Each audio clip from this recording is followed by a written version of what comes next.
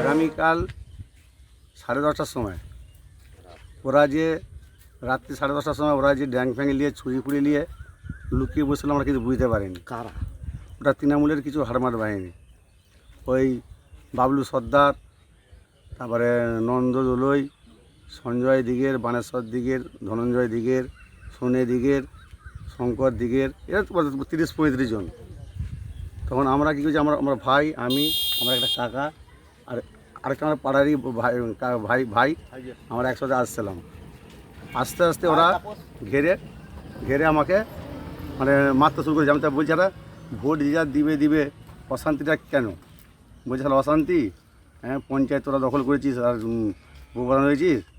আমি তাহলে বলছি তাকে উপপ্রধান হয়েছি কারো দোয়ায় তো নয়, উপপ্রধান হয়েছি আমার পার্টির ক্ষমতা, আমার পার্টিকে আমার এই বুথে মানুষ জিতেছে, জনগণ জিতেছে, আমি হয়েছি বলার সমস্যায় মার মেরে ফেলে দিয়েছে। তারপর আমার ভাই ছাড়তে গেলো, তাকে বলছে দেখেছো রক্তারক্তি হয়েছে, ইনিকে ছাড়তে গেলো, রেখে পুরো বাঁশ দিয়ে আমাকে একটা ছুরি দিয়ে এমন মারলো চোট, পুরো আমার এখানটা ফেটে কেটে চলে গেল, পুরো এনে ঝুলে গেছিলো।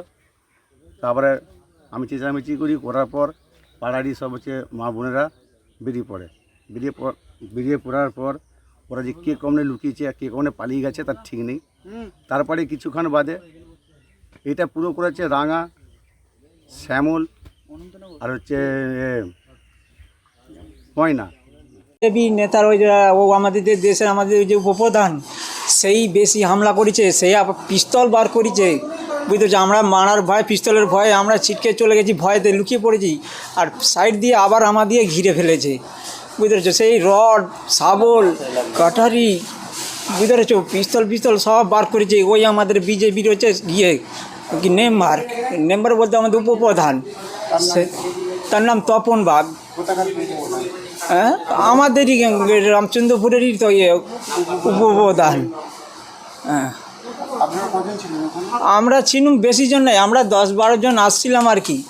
আমরা ওখান থেকে সব খাওয়া দাওয়া করে, চাটার খাওয়া দাওয়া করে আমরা বলছি বের বাড়ি পালি চলো, ওখান থেকে ভোট তো হবে, কাল তো ভোরবেলা উঠতে হবে, তো সবাই পালি চলো বলে ওরা কি করেছে, 20-25 জন মাঠ দিয়ে যে ওরা ঘেরুয়া করে ফেলেছে। আমরা বেরিয়ে আসছি, আমাদের হাতে আমরা তো কিছু নেই, আমরা তো খালি হাতে। ওরা ওইরকম করবে বলে তো আমরা জানি না তো। এবারে বলে আমরা আসছি, এবার আমাদের ঘিরে ফেলেছে। এবার যা পিস্তল দেখিয়েছে, এবার আমরা পেছু দিকে ব্যাক করে যা ছুটতে গেছি, আবার আমাদেরকে পেছনে ধরে ফেলেছে, বুঝতে পেরেছে। পেছনে ঘুরে এরকম ধর সেই রড দিয়ে সব মাথা ফাটিয়ে দিয়েছে। তো প্রথমেই পিস্তল দেখিয়েছে তপন বাগ আমাদের।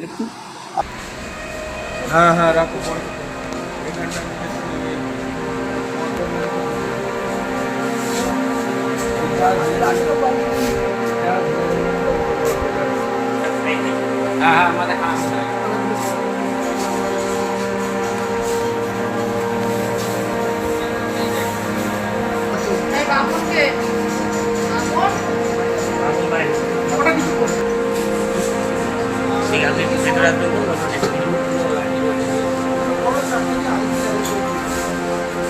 গতকাল রাত্রে তৃণমূল কংগ্রেসের হারমাদ বাহিনীরা খানাকুলের বিভিন্ন অঞ্চল দাপিয়ে বেরিয়েছে।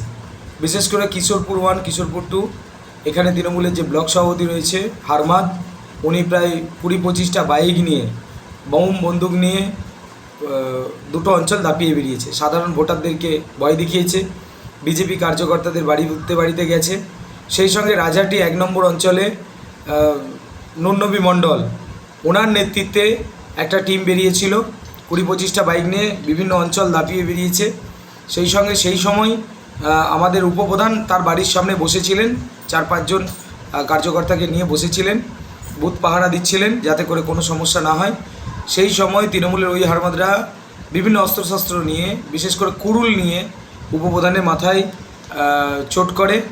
সেই সঙ্গে সাবল সিংহপুর অঞ্চলে তৃণমূল কংগ্রেসের কিছু হারমাদ সাবল সিংহপুর অঞ্চলের সাবল সিংহপুর মোড়, সেই সঙ্গে নুরুর মোড়, সেই সঙ্গে সাবল সিংহপুর হরিবাসর তলায় ওখানে গিয়ে প্রায় রাত 2-2:30 পর্যন্ত ঝামেলা পাকায়।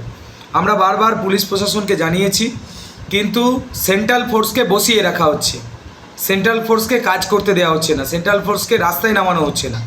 কেন হবে এটা? আমরা অবিলম্বে এই এলাকার পুলিশ প্রশাসনের যারা আধিকারিক আছেন তাদের কাছে আমরা বলেছি যে অবিলম্বে সেন্ট্রাল ফোর্সকে রাস্তায় নামাতে হবে।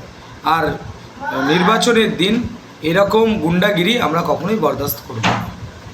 এখন পর্যন্ত খবর যেটা পেয়েছি, দেখুন মলয়পুর বা খানাকুলের দিকে সেখানে আমাদের কর্মীদেরকে মারধর করা হয়েছে, কয়েকটা কর্মীদেরকে তারা হসপিটালাইজ, এবং 2-1টা বুথে এজেন্ট বসতে দেওয়া হয়নি। তার মানে এখানে তো পরিষ্কার, এখানে যে পরিষ্কার, দেখুন গণতন্ত্রের প্রক্রিয়ায় ভোট অংশগ্রহণ করে অধিকার যেমন সবাই আছে, বুথে বসার অধিকার সবাই আছে। এখান থেকে তৃণমূল কংগ্রেসের থেকে শিক্ষা নেওয়া উচিত। বারবার তৃণমূল কংগ্রেস বলছে, মামাটি মানুষের সরকার বলছে যে গণতন্ত্রের প্রক্রিয়ায় ভোট হচ্ছে এবং সবার অধিকার আছে ভোট কেন্দ্রে যাওয়ার এবং শান্তিপূর্ণভাবে ভোট দেওয়া। তারা এখনই অশান্তির বাতাবরণ তৈরি করছে এবং বুথে যেতে দিচ্ছে না। তার মানে কতটা বর্বরচিত মনোভাব হলে এটা করা যায়, এটা তো পরিষ্কার, এবং সমগ্র ভারতবর্ষ মানুষ কিন্তু এটা দেখছে। আর এর যোগ্য জবাব কিন্তু ব্যালটেই দেবে মানুষ। চিংড়ার দিকে 2-1টা আমি খবর পেয়েছি, এই মাত্র খবর পেলাম। আর মলয়পুরের দিকে রাত্রেবেলা মারধর করেছে মলয়পুর ওখানে। আর চিংড়ারও একজনকে। এটা মোটেও না, এটা একটা শাক দিয়ে মাছ ধরার মতো অবস্থা।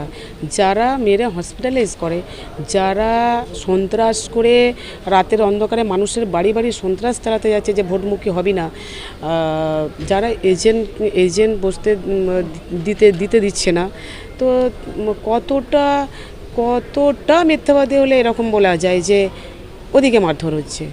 কারা মারধর হচ্ছে? আপনাদের মিডিয়ার মাধ্যমে তো দেখলাম আমাদের তৃণমূল কংগ্রেসের কর্মীদেরকে মারধর করা হয়েছে।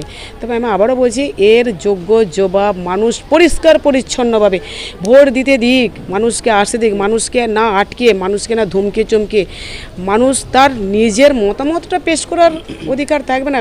যারা গণতন্ত্র নিয়ে এত বড়াই করেন, গণতন্ত্র নেই, বাংলার গণতন্ত্র নেই বলে চিৎকার চেঁচামেচি করেন, আজকে তারাই কিন্তু গণতন্ত্র নষ্ট করছে। এটা তো আরও একবার পরিষ্কার হয়ে গেল।